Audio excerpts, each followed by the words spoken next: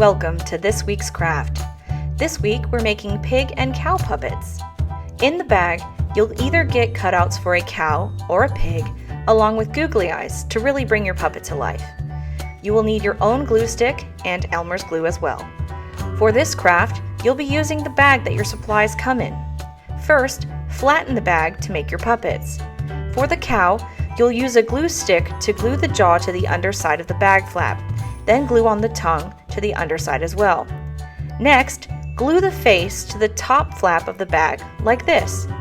Be sure to only glue the parts of the face that are touching the flap. If you glue too much, your puppet won't have a working mouth. Next, glue on the nose and make sure only to glue it on the bag flap. When you're done with these pieces, you'll use a dot of Elmer's glue to stick on the googly eyes. The pig is put together the same way as the cow. Now you have a puppet. Thanks for watching!